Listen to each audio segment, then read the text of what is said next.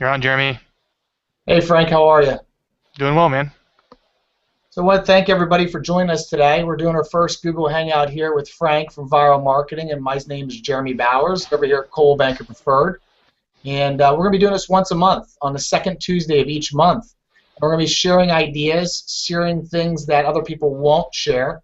And our goal is to increase your business. I don't care where you work. Frank doesn't care where you work. We believe we can get some more business out there. We all can benefit and help the community and give back.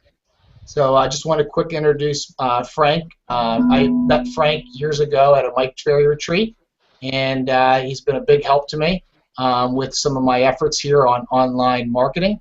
And I just want to share some ideas of how to grow your internal business today. How can you get more business from your center of influence? Great. So Frank, my first question to you is, what do you think the people's biggest obstacle in getting referrals from friends? What's our biggest obstacle, you think? Yeah. Well, the biggest obstacle, without any question, is showing up with value where you don't feel needy. Is when you contact your past clients and your centers of influence and the people that you know, how do you not show up being needy? And the only way that you can do that is you have to show up with some item of value. So what I like to do, Jeremy, to kind of start things off, if that's all right for everyone here, of how to get more referrals, is I want to kind of go through this simple marketing plan to build, work, and nurture a database. So if you want to get more referrals, you have to be committed to building a database, you have to nurture it, and then you have to work it for business. So the question is, how do you actually go about doing that? And I want to spend some time today with Jeremy of going through saying, okay, if someone wants to get more referrals from your list, how do you do that? And the question under, why don't people get more business from the database is not showing up a value, is because we're not nurturing it right, which is that second step. So you have to build a database, you have to nurture it, and then you have to work it proactively for your business. And a lot of people will skip number 2, which is the nurturing part, to show value, or they just go straight in for business, and it's very uncomfortable. You sound like a salesperson, and that's what people don't necessarily want. So I can share some strategies on that for you today. Is there anything specific that you'd like to cover today as far as questions, or should I just kind of roll with the marketing plan? Yeah, I would like you to start off with the marketing plan, Frank. All right, man. So let's say you want to get more business from your database. You have to commit to actually getting one in the first place and like building a list. So Jeremy, how do you teach the agents in your office to build a database? How does an agent go about doing that? Well, first off, they have to actually make phone calls or door knocks or build relationships, and they typically are approaching about 20 people a day. And then they're taking that information, they're putting it into Excel, Top Producer, some type of form of database to keep track of it. And I teach them that because at the end of the day, when they want to retire, they can sell that database and make money off it. And over the years, they can make a lot more money if you keep track of your database. So that's the first thing they have to do when they start a boot camp real estate school. It's of all the things you can do to sell real estate, the very first thing you have them do is to build a database. Absolutely. And I would assume even before necessarily, so I want to talk about building the database first, and we'll talk about working it. So let's really go deep in what we got to do to build a center of influence and build a list first. Is I would assume that, yes, one, you have to go out and get new people by going out and speaking to how many people a day? How many people do you have to speak to a day do you recommend in your office? My agent's 20 to 25 people a day is the goal. Contacts. And are those mostly on the phone, I would think? Phone or door. Phone or door. Okay. Yep. So how many so hold on, let's go a little deeper here. How many attempts do you have to make to actually reach out to somebody that in the middle of the day when you're working you actually make a contact, meaning you have a conversation? It all depends on what vehicle they're trying to go after. So, for example, if they're going after expireds and FSBOs, they're going to crank a lot of phone calls. So most of them use Mojo Dialer, and they're typically dialing about 200 phone calls in a morning to get around 20 to 25 people. If they're calling let's go back. 200 phone calls. Yep. Speak with 25 people. Yep. Right? So they have phone. So basically, that's a lot of either one-to-one phone calls, where you load them into some type of dialer program like mojosells.com where it dials 3 lines at once. Yep. To try to get you more contacts. Yep. So the thing is that we want to draw the difference between an attempt and a contact. I mean, you're making hundreds of attempts potentially just to be able to speak with 20, 25 people. So do you think if you're doing those number of attempts, you can probably do that in 3 to 4 hours every morning? You spend time building your database, essentially talking to people. Viral, yeah, 2 to 3 hours with Mojo. That's what they're doing. Okay. That's with cold calls to expireds and FSBOs. Okay. And then if they're calling their center of influence or past clients, their numbers are obviously a lot less. I mean, if they're trying to talk to 20 people, they're maybe making 30 or 40 phone calls all morning to talk to 20 people, you know? So it sounds to me it's a lot more efficient calling the people you know versus the people that you don't know. Absolutely. The first thing I have them work on is their database. The second thing is work on your warm people. Work on the people you know instead of trying to go out and find strangers.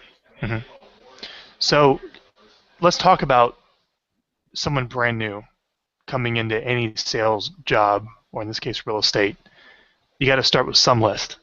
And Yep. how do you first compile the initial people you want to reach out to? So before you go working out and go meet strangers to warm those relationships from your database, how do you actually assemble the first database to start with? And this is where a lot of things are overlooked.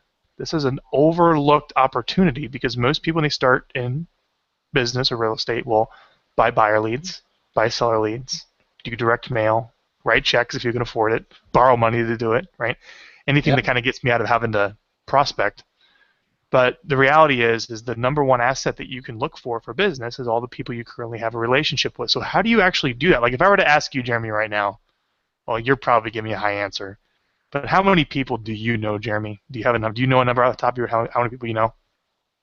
I mean, easily over 1,000 people. What I teach Well, them, huh? you're a professional recruiter. Yeah, But I like, mean, I better know at least over 1,000 people, you know? yeah. I mean, you know a lot, dude. I mean, a lot of those people are gonna know who you are. But for someone starting off, you may only think, well, I only know like 3 people, 5 people, 10 people. The reality is here's what we share at Virals when someone starts and they want to build that database is you start with the existing one that you have. So you go into your phone. I got my handy iPhone here, right?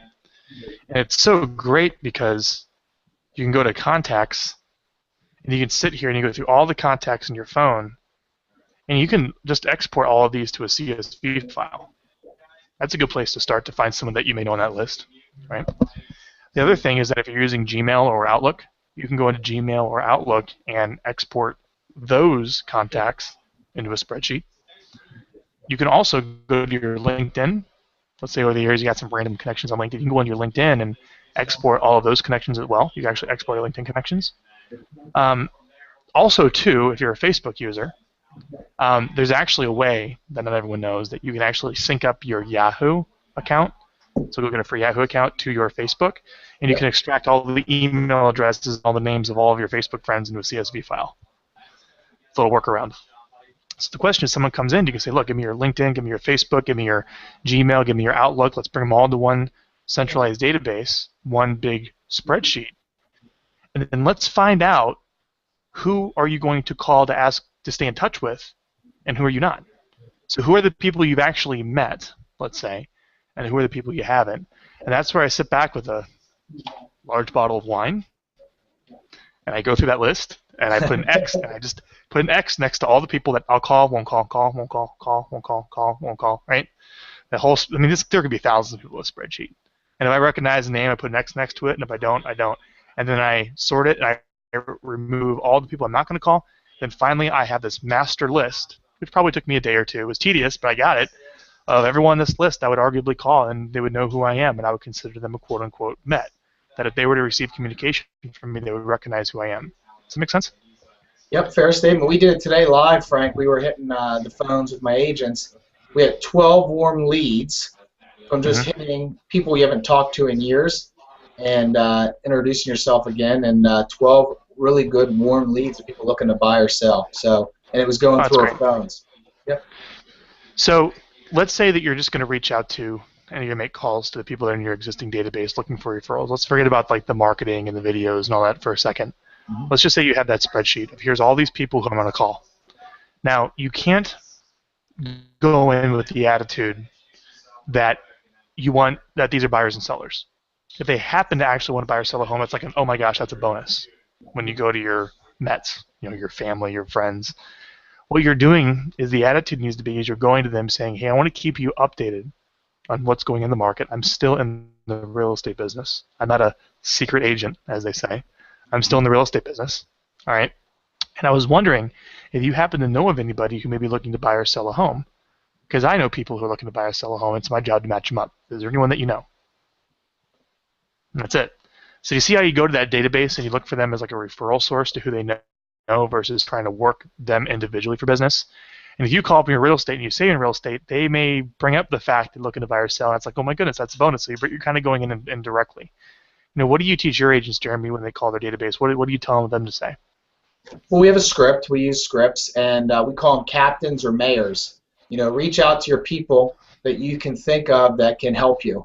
And I use the example of a tree. You got a tree trunk, and most people only work with that tree trunk, but they don't work with the branches and the branches. Listen, I want to meet your friends, and then I want to meet their friends, and then their friends. And the next thing you know, your center of influence, people that you know, go from 100 to 300 because you're meeting your friends of your friends of your friends. So we really focus on their center of influence, branching out and working that out, and they make some really good money off it. So that's one of the first things we work on. Good. Do you find there's a lot of call reluctance to calling the people that you know versus did you find other people out there that would prefer to call people they don't know or strangers over the people they know? I think they have call reluctancy on both. Today we were calling outgoing referrals. We were calling different cities in the United States, Pittsburgh, New Jersey, New York, East Coast areas, and asking for outgoing referrals. And on those, people still have trouble calling people strangers in other areas to get them an outgoing referral for relocation business. Mm-hmm. So I think it's with anything. So you got those, you got people they know, people they don't know. The biggest thing what I've found, Frank, it's like anything in life. If you don't have confidence in yourself, you're most likely not going to do it. Agree? I would completely agree. Is that you have to build that confidence of going and showing up that you have value. And we'll talk about that in a minute of like what are some things you can show up to the call with versus just asking for business. Yep. That's the nurturing part. Yep. But let's go back to like, you start off and you made the decision that you want to start working a database and working people you know, and the database is important. That's your asset. We all know this. Your business is your database. All right. Yep. And if you're not working a database, you're going to be on the transaction treadmill of doing a deal and chasing the next deal and chasing the next deal and chasing the next deal. And next thing you know, you're 80 years old chasing the next deal, chasing the next deal. You want to build an asset that provides for you over time, and those are those existing relationships that provide you very easily referrals, introductions, and repeat business. So you don't have to go out and grind every single day. So the best day to start building a database is day one, the very first day that you decide that you're going to start reaching out to people. You might as well ask for the email address. If they're not ready to buy or sell now, ask for their email. So you start with the existing people you know, and you export everything into one big spreadsheet from all your different systems, Facebook, LinkedIn, Gmail, Outlook, your phone, like I showed you. Boom, one big spreadsheet. It's a giant mess. And then delete everyone in it that you don't consider a Met. If you don't know them, delete them. There's your Mets. That's your real database. All right. Now you can get away with emailing all of them. That's fine. That's an email list. But we're talking about people that actually refer you. We're talking like your A's and your B's. Okay. So the question is, your list, whether you like it or not, is going to degrade. I mean, your database is going to go down every day, whether you like it or not. People move. You're going to lose the battle of the mind with another realtor. People pass away and move on. People's email addresses or contact information expire. Yep. The thing is, your list, your database is going to degrade whether you can control or not. So the only thing you can control is adding to it, bringing more people in, and making sure that the names coming into the database are faster than the holes in the bucket that you can't control plugging or going out. So it's constantly growing, but it can never stop. The growth of the database can never stop because there's always holes in that bucket that you can't control of why it's going to kind of degrade over time. So you have to go out and prospect every day to find new people, which we talked about earlier. Is going out and talking to people, bring them something of value, asking for contact information, and bring them in your database. And a database is nothing more than a list of names. It's just a spreadsheet, or it's just a contact management program like Top Producer, or what's a really easy one? It could be an index file of index cards. It can even be like a simple email marketing program. You keep all your people in like an email marketing program, so it's easy to send messages to. That's easy. All right. So one of the things we have here on this Hangout, everybody, we have a little Q&A option that if you have a question, feel free to ask us about building a database, working it, nurturing it, working for business. Feel free to ask a question here on the right, and we'll get an answer here for you. So is there anything else, Jeremy, that you want to talk about maybe when it comes to establishing a database of people and building a database of people before we move on? Yeah, absolutely. So when you're creating a database, it's very, very important to actually think about the people you have in the list, but also who do they know And if you really sit down and take some time and get away from the job and really think about it, you know a lot more people than you think you do. Mm-hmm. And then you got to keep track of it. You got to block time each day or each week to add people to your database. I got taught by a real estate coach, and Jeff said this is a database business. Is you got to actually be adding people on a daily basis or a weekly basis to your database, and over time it will build. It's the compound effect, right? It is. You The more people you have a database, the more people you have an opportunity for referrals, and then when you add some technology to it, which we're going to talk about, you go from word of mouth. Word of mouth to word of mouse. I like that, Frank. Yeah. And then when you start kind of following this marketing plan to a database, here's another one. I got another good one for you. Is when you start, instead of just going on grinding out and making cold calls, which is totally fine, but if you kind of change your attitude a little bit, where it's like, I'm going to go out and meet people, bring them into my database, nurture and work my database, and then work those for referrals, just that little bit of a mental shift. Yep. What you find is you go from at times being the annoying pest to the invited guest. Those are my two cheesy lines for today, everybody. I like it. All right. So that's what we got to do. We have to go out and we have to, build a list of people that working for referrals. Let's talk about nurturing that list now. Let's move on. So we talked about building the database. Yep. We have to start with the people that you know, get that together, and then we have to have a commitment to go out every day and go meet new people, ask for their contact information in exchange for educating them and staying in touch, which we're going to talk about now, and then bring them into your database so you have a list of names of people who know you. And he or she who has a larger list of names of people that know them tend to make more money, or the quality of the people on that list, tend to make more money. All right. So nurturing. What do you teach your agents, Jeremy, to nurture the contacts in their existing database? So our favorite way to get business is from our center of influence, is the #1 source for our agents. And then down the list could be FSBOs, expireds, door knockings, but the #1 thing is how to nurture your database, right? So the first thing what we do is we have to teach them how to build value. Don't be that annoying pest that you talked about. We're going to send them value. So each month, some will send an email, some will send direct mail, whichever it is, whatever they're doing, it's going to have value. I highly recommend what you've taught me, the video side, get in front of them. But no matter what it is, it's got to be some form of value in front of them. And what most agents don't realize is if you don't stay in front of your center of influence or sphere of influence, the people you know, they'll forget about you. And the next thing you know, when they're at work and someone's talking about buying a house, they're not referring you. So the more you stay in front of them with value and not annoying stuff, the more that they'll refer you out. And if they know you're appreciative of it, they'll give you more referrals. So we work on that. That's probably one of the first things we work on after building a database here at boot camp in our 12-session training. Yeah, is what you send them. And that's why I want to go into deeper some of the different options depending upon your budget of what you want to send the people in your database.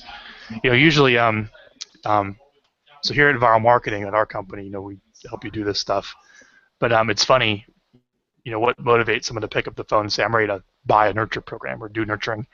And usually these couple things happen. Are you ready? It's a past client that they worked with that they thought they had a great relationship with that listed with a competing agent. And they found out about it, right? The other one was a lead that came in. They were talking to the lead. They thought everything was good. And then they listed the home with somebody else because they weren't, doing their due diligence on lead follow-up, and someone else beat them to the punch, right? Also, when you look at a lot of top producers' businesses, profitable top producers that are not, spending all the money they're earning, you realize, and you look at it, maybe on the surface when we do these hangouts, they talk about this cool thing, that cool thing, here are those cool things I'm doing, but really beneath the surface, the iceberg is like 40, 50, 60% of all their business is coming from repeat and referral they've acquired maybe over 3, 4, 5 years they've been in business, and usually it's the less, sexy part of it, but it's a big part of it is that referral and repeat. So let's go on to touching the database. And I think as we had a good question on that here, is Kim asks, is there any research data on what is most effective in email, direct mail, or phone calls? And my answer to you, Kim, would be is the phone calls, hands down, without question, is the most effective. But it's the email and the direct mail that backs it up and gives you a reason to call. Got it? So let's talk about what you recommend for the number of times, Jeremy, someone should be touching their Mets a year. And then maybe let's talk about, what medias they should use. Email, Facebook, text, pop by, knock on the door, phone call. We talk about that. And then we'll talk about the messaging as far as what the messaging should be. So I got the messaging handle. I know what you should say. I got really good on that. Well, how many times would you recommend you stay in touch with your database? How many touches a year does someone need to remain top of mind so you don't lose out the battle with some other realtor? So when I sold real estate, we were doing around 150 transactions a year. 70% of our business came from referrals, and then 20% was FSBOs, and a mix was expireds and a couple other things. But what we did was we talked to people typically around 30 times a year through different vehicles. I've taught my agents, multiple different things. Number one, I'm a big fan of what you're doing right now and having 2 videos a month of value. So that would be 24 soft touches a year there. I would be at least doing 4 phone calls a year.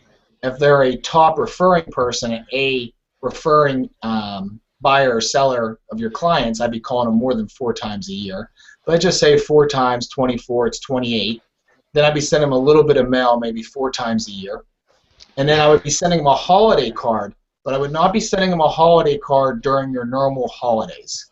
I would be sending them a card when no one else is sending them a card, like at the beginning of summer, the beginning of fall, something that's often different. So when they get 30 holiday cards during December, yours isn't going in the trash or going up on a wall and they forget about you in about 2 seconds. So I mix it up, and the name of the game is staying in front of them, but with value, not annoying stuff. And let's talk about that. So we covered the frequency. It's funny, Jeremy, it's exactly what I had down. This is the plan the top producers follow. Let's see if we can see it here. I like it. Where is it? Can you read it? 12. What is that? 4 calls. Yep. 4 calls a year, at least. Your A-list people, you might have 100 people that are like a small segment of your whole list, like get called every month. But for the most part, 4 calls a year, 4 mailers, and the mailers could be it could be anything. It could be a postcard. It could be a letter. It's really just what you feel is the best. But the marketing has to be always. Here's the test for the marketing. When you send something out, is would someone be willing to pay for it? So you never want to send marketing that someone wouldn't pay for. Like, for example, this little hangout we're doing is marketing, but someone could pay for it because it's valuable and it's useful. Never, ever, ever send out something that's just spam. You always want to, look at your marketing and ask, would someone pay money to receive this? And if it doesn't pass that test, you really got to rethink what it is that you're sending out, and we'll talk about that. But 4 calls a year, 4 mailers a year, like physical pieces of mail. I recommend 24 digital touches. So a digital touch could be anything. It could be an email blast, a video. It could be Facebook update, whatever. Probably for most people, what I find is the best is 2 educational video topics going out on the 1st and the 15th. Like 2 quick little educational videos you cut on your webcam and you send out to everybody because they see you that way and they relate to you. And video is able to communicate a connection. And if I look at the camera, do you feel close to me now, Jeremy? I feel too close with you, Frank. Look right at the camera. Yeah, I know. Well, it communicates emotion. It communicates connection. Sure. It's something much more valuable to someone than reading an email or something, right? And then finally, I also threw in here too, and this is important for your A-list people too, is maybe 1 or maybe 2 like in-person client appreciation events. I see a lot of top producers doing 1 or maybe 2 in-person appreciation events that usually get their affiliates, their partners, to buy everything that's necessary for that to go, so there's no cost for it. That makes sense. So. And again, check your local RESPA laws when it comes to that. Disclaimer. All right. Actually, I don't think it's even local RESPA laws. I think they're national RESPA laws. So talk to your RESPA attorney when you get any money from any vendors for anything. All right. So we talked about the number of times, roughly 30. Gary Keller and the Millionaire Real Estate Agent says about 33 times a year you have to stay in touch. The first reaction you're going to hear is like, isn't that a lot? Oh my goodness, that's like every other week and a half they're hearing from the realtor, right? So the question is, what do you send them? So let's talk about I'll share what we recommend here at Viral Marketing. It's worked very well, very, very well for ideas to send out. So the key piece with content is there has to be a couple of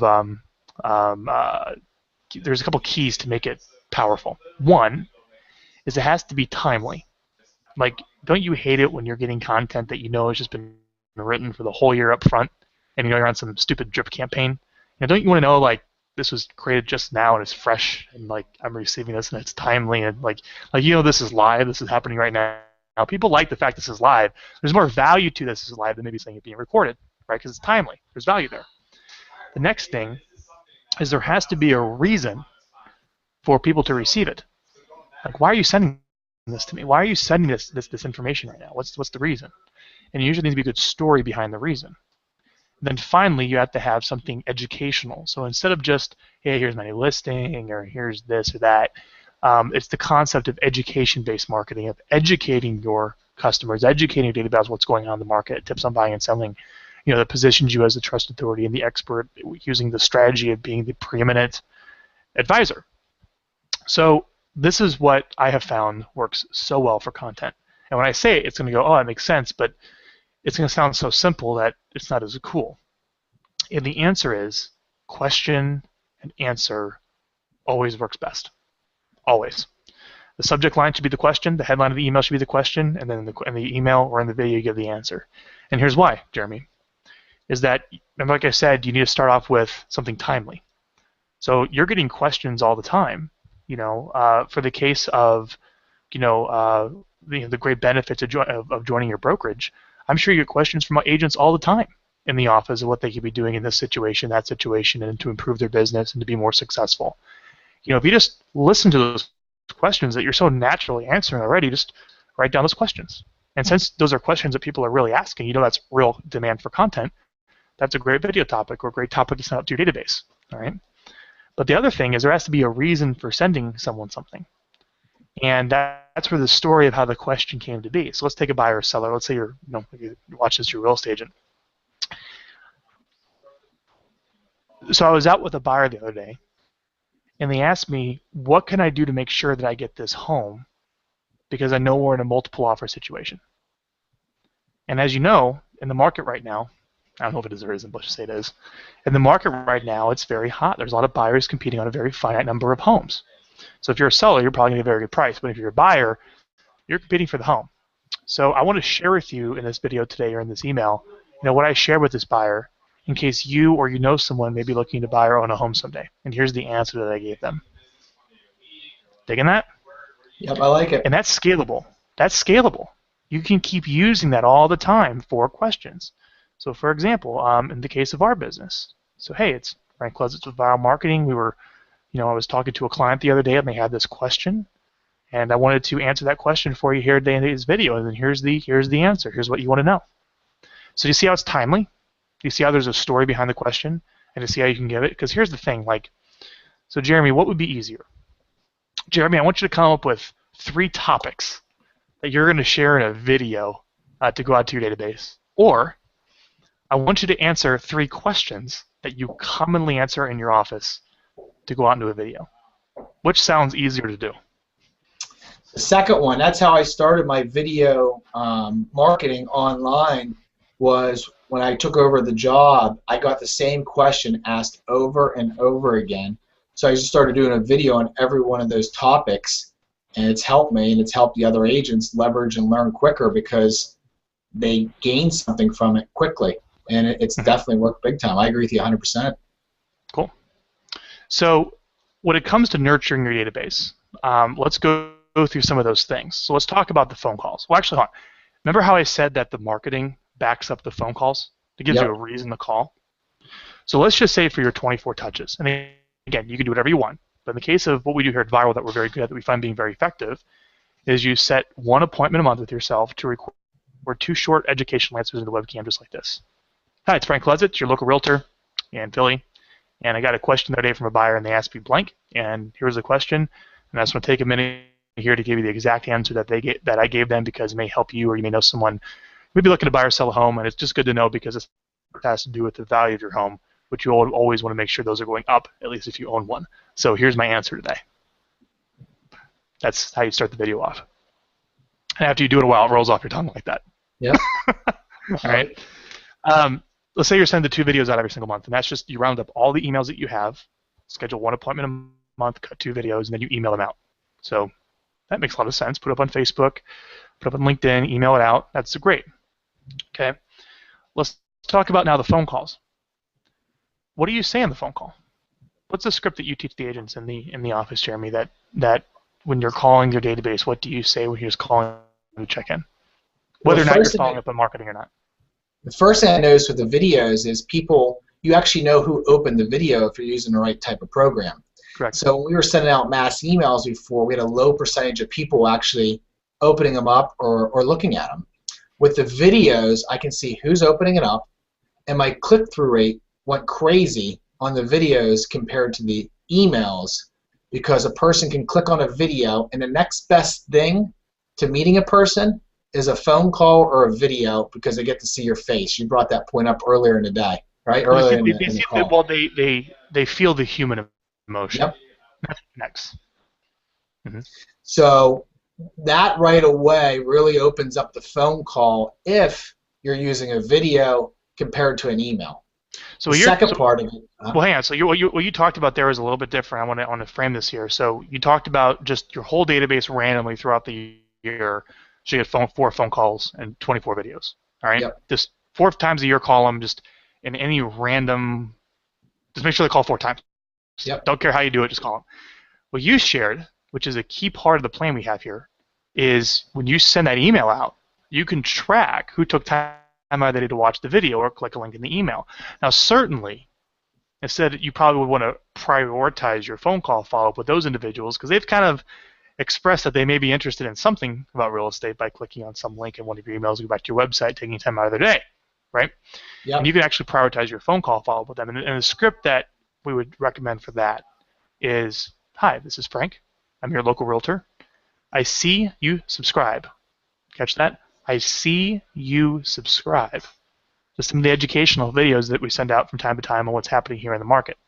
Question, are there any questions I can answer for you in an upcoming video? Or do you happen to know anyone who's looking to maybe buy or sell a home? It's very simple and straightforward. I like it. Using I see you subscribe. So now, if you can prioritize your phone call follow-ups that way, that helps. What about if you don't have any videos going out and you're just kind of calling up cold?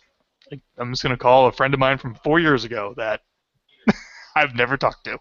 What do you say?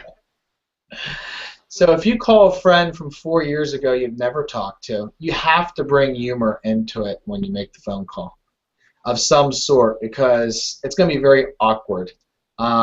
So when they call up, just say, Frank, it's Jeremy, man.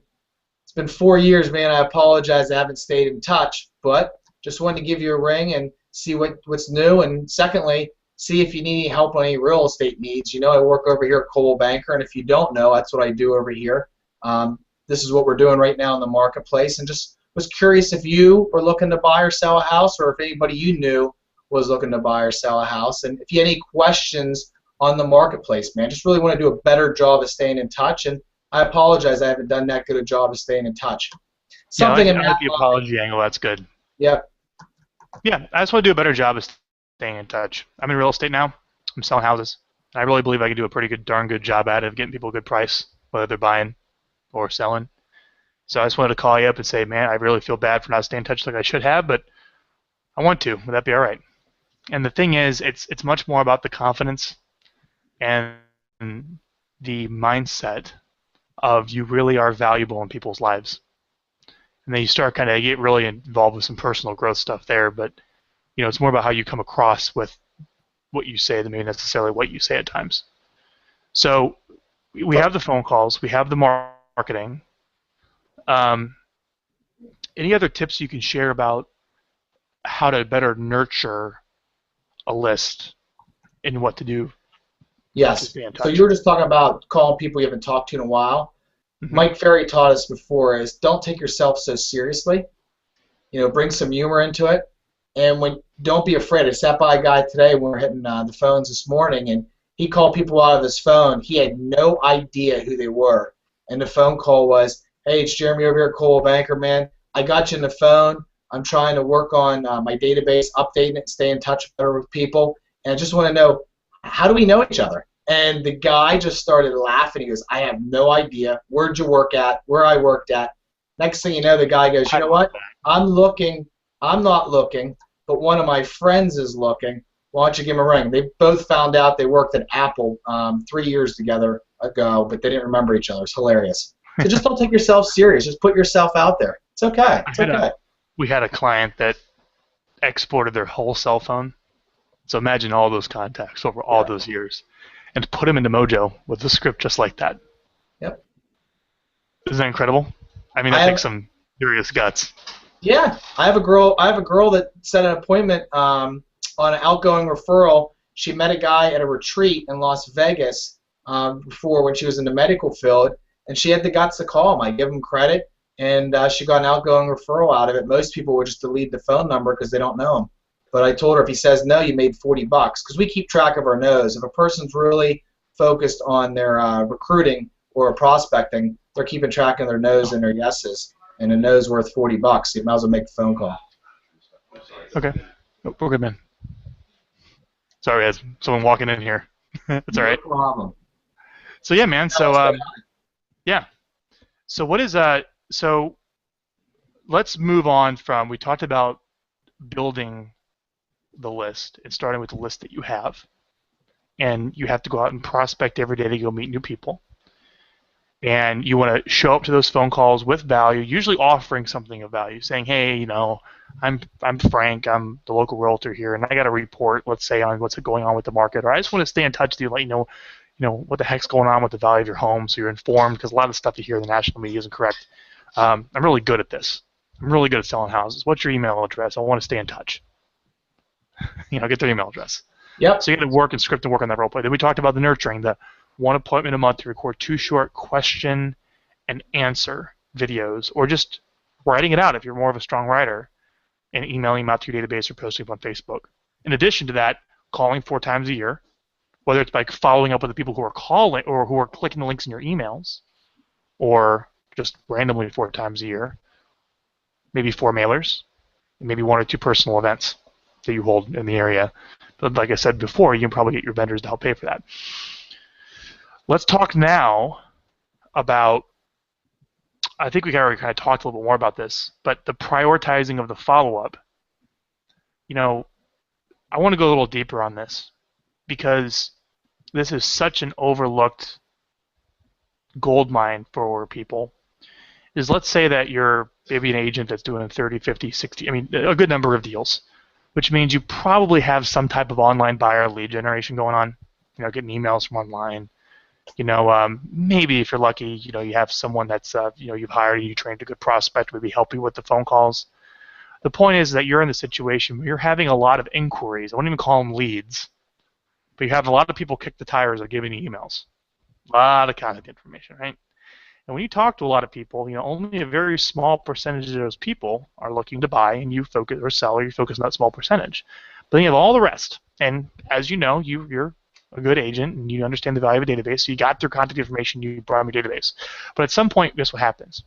Your 100-person email list goes from 200, 300, 400, 500, 1,000, 2,000, 3,000, 4,000, 5,000, 10,000, 15,000. You have all these contacts, right?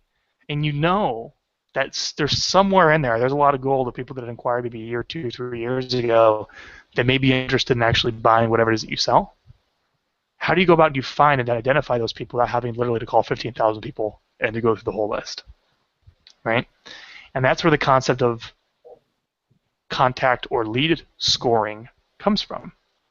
So the way professional companies do this with marketing automation software like Pardot or Marketo, and the small business space you have Infusionsoft.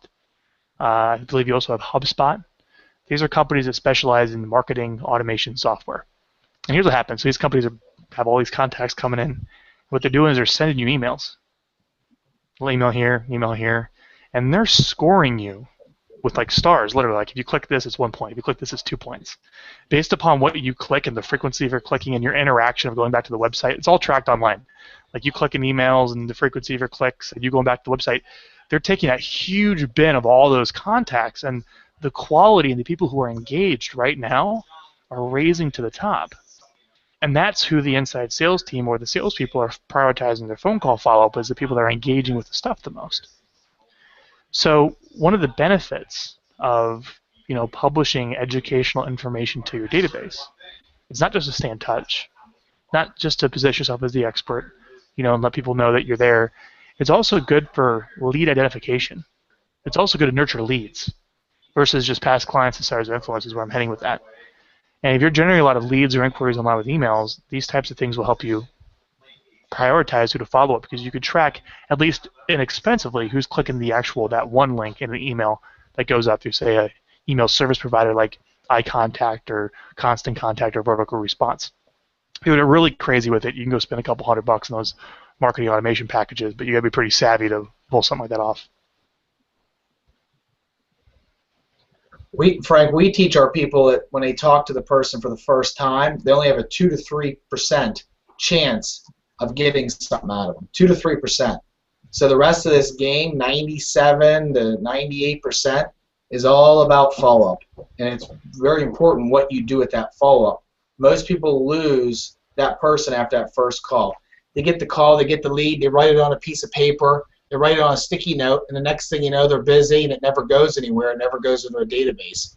We teach them the systems, what to take that lead, where to put it in, and then I like what you guys do is how to stay in front of them with value, so that person's thinking of them. I think the most important part what I've learned so far in sales the years I've been doing is most people have a hard time with follow-up, and they try to hit a home run instead of singles. This game is all about singles, not home runs. You need to build a relationship and not sell them on the first call.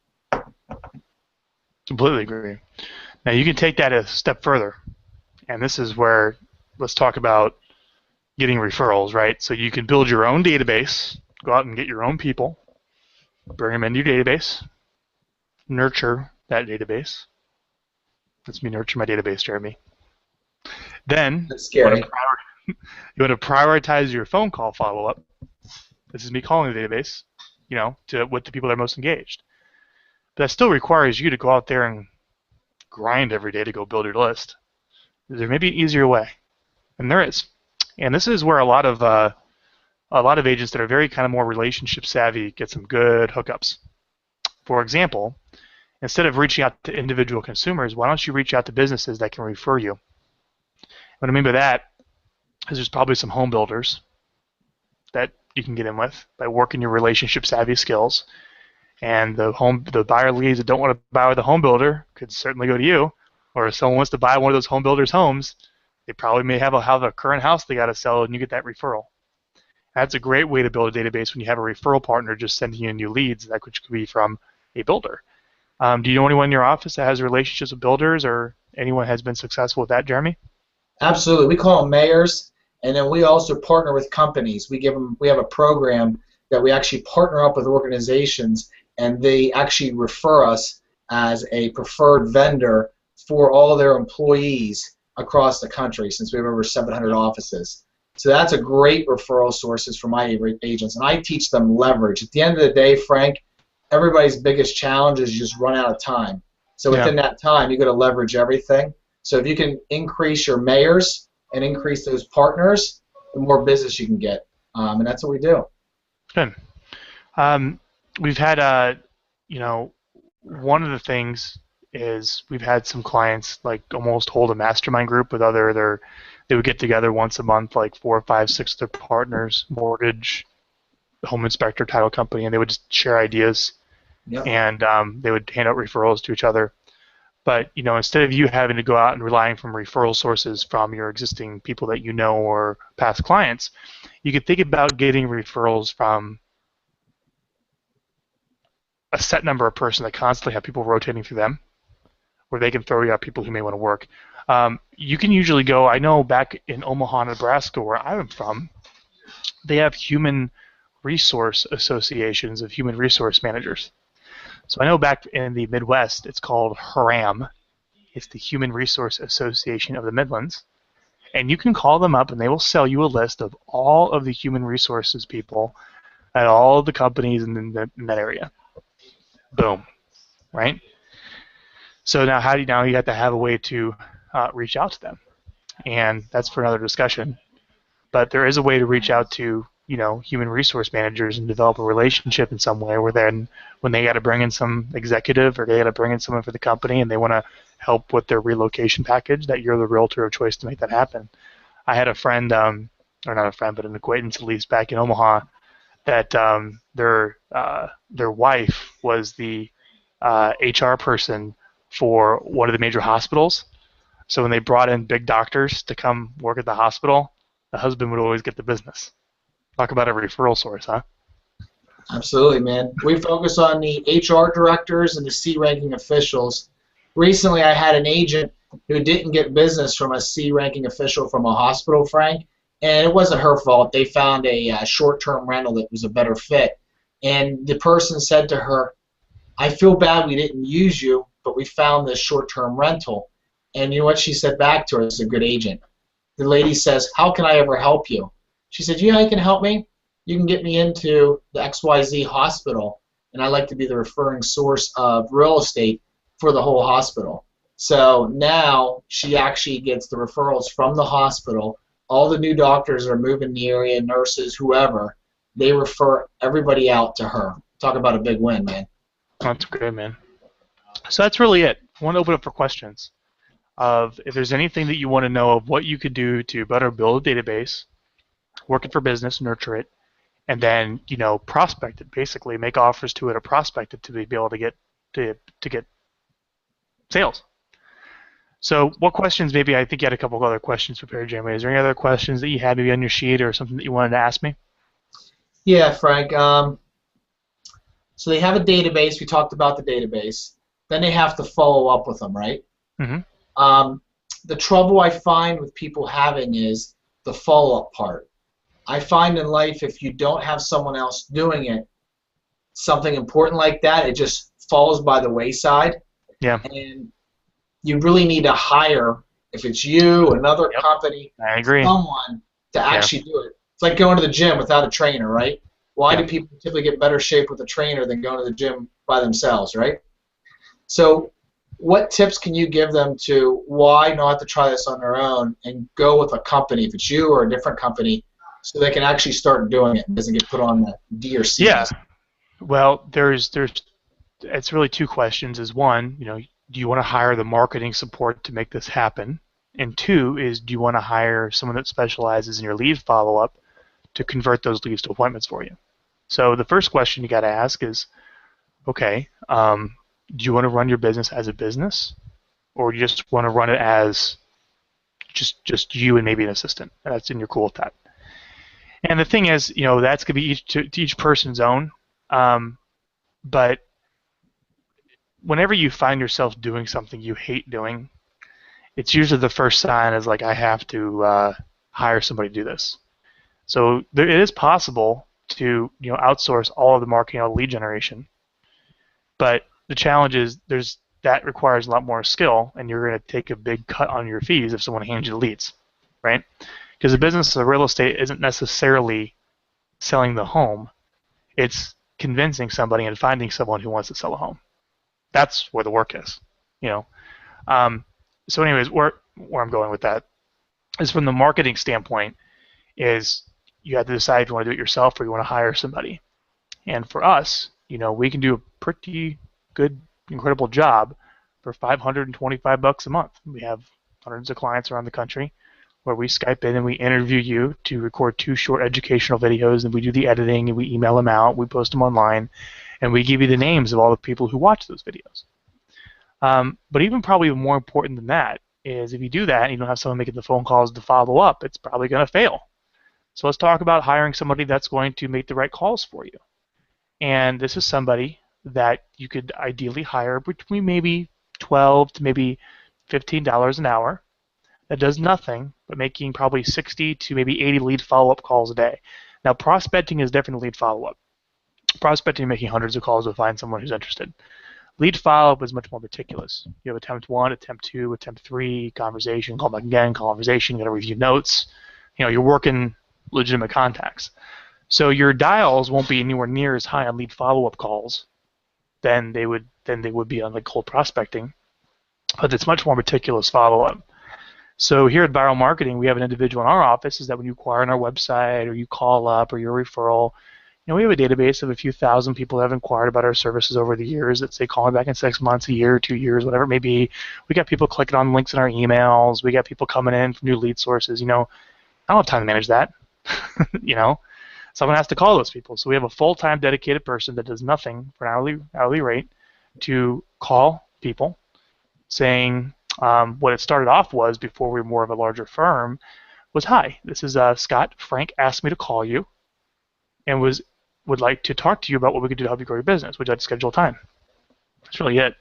And they would just schedule appointments in the calendar.